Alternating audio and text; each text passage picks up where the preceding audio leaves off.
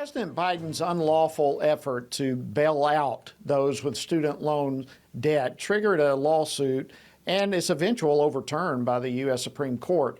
But despite that defeat, the Biden administration continues its efforts to bail out student loans, and they're attempting continually to revise the rules for those who are eligible for a handout. Well, this week, federal appeals court blocked the Biden administration from revising those rules.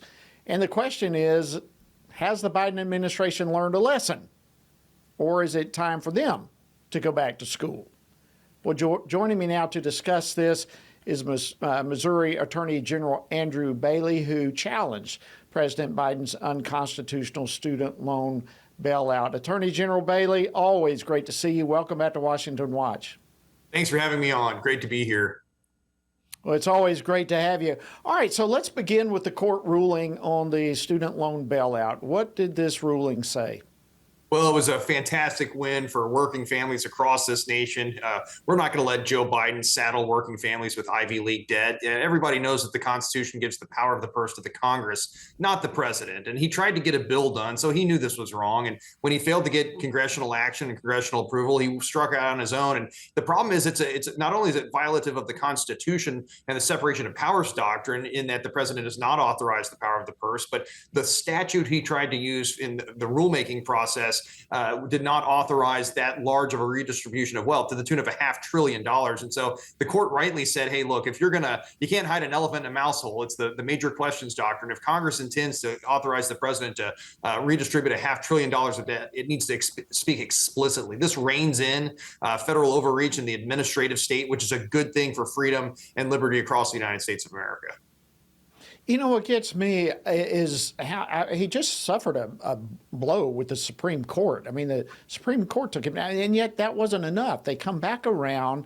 So help us understand what the Biden administration was trying to do following the defeat that was handed to them by the Supreme Court.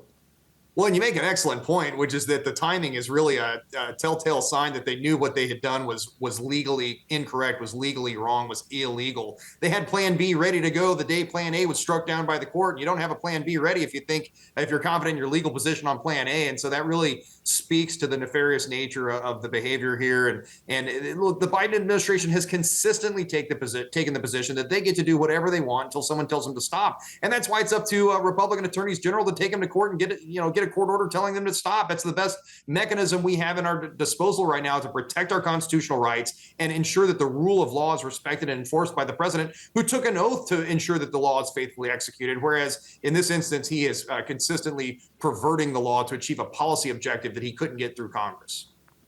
Well, that's one of the reasons we are so grateful for attorneys general such as yourself, who are pushing back, and it's always great to have you come on and share with us what's really going on. Now, as I understand it, is what I've seen, the Biden administration appears that they're going to appeal this.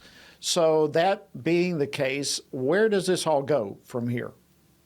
Yeah, it'll go to up to the Court of Appeals and, eventually likely back up to the United States Supreme Court. I mean, like you said, it appears that the Biden administration learned nothing from the loss we handed them at the United States Supreme Court the last time. And I think the court has spoken explicitly on this issue.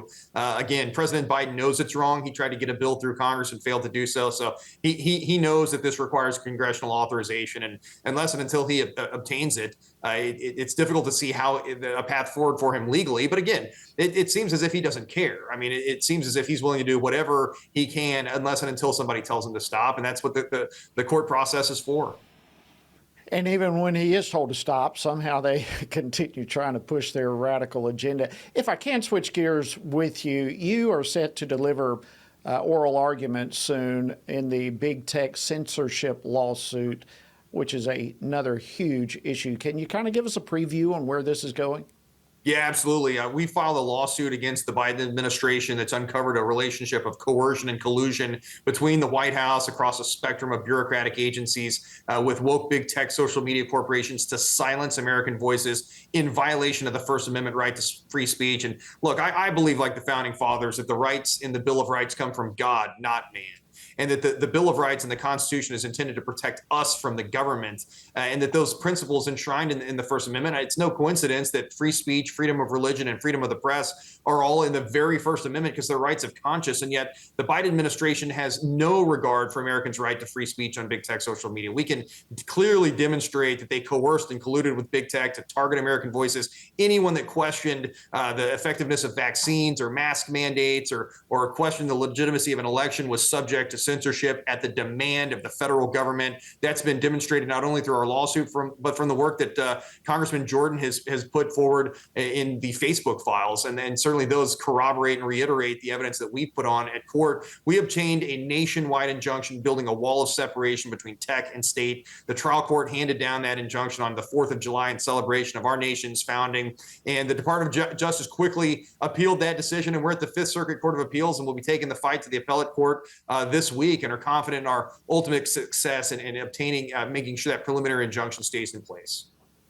You know, and it's not just misinformation that this administration would like to have all of us believe, but even truth that was spoken with big tech was censored. And so it's anything that this administration disagrees with, they want to silence.